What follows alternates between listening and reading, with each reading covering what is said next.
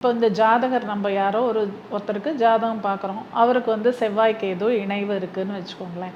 அது வந்து என்ன ஆகும், இந்த இளைய சகோதரம் அந்த மாரி இல்ல மூத்த சகோதரனா கூட இருக்கலாம். பொதுவாவே சகோதரம் அப்படின்னாலே செவ்வாய தான் நம்ம சொல்றோம். யாருக்காவது ஒருத்தருக்கு கண்டிப்பா ஒரு பிரச்சனைய அது லைஃப்ல குடுக்கும்.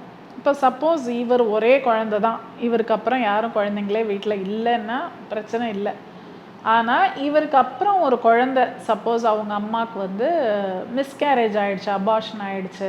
அந்த குழந்தை வந்து பொறக்கல அப்படின்னா, அது ஓகே. அத வந்து நம்ப பயப்பட வேண்டாம் அத கண்டு.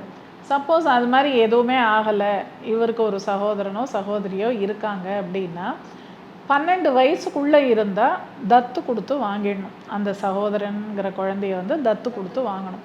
சப்போஸ் 12 வயசு தாண்டிடுச்சு, எங்களுக்கு தெரியாது இந்த விஷயம் அப்படின்னா, குருவாயூரப்பன் கோவிலோ, இல்ல விஷ்ணு கோவில்ல போய் துலாபாரம் குடுத்துட்டு வரலாம் குழந்தைக்கு. அவ்வளோதான். வேற அதாவது அந்த குழந்தைய நம்ம புரொடெக்ட் பண்றோம். அது மாதிரி. ஏன்னா எப்படி இருந்தாலுமே, என்னைக்கா இருந்தாலும் அந்த செவ்வாய் கேது இணைவு அப்படிங்கிறது, உடன்பிறப்பால் இழப்பு அல்லது உடன்பிறப்பே இழப்பு அப்படிங்கிற ஒரு நிலைக்கு கொண்டு போயிடும் இந்த கேது. ஸோ இத நம்ம தவிர்க்கணும்னா, இது வந்து இந்த விஷயத்த பண்ணணும்.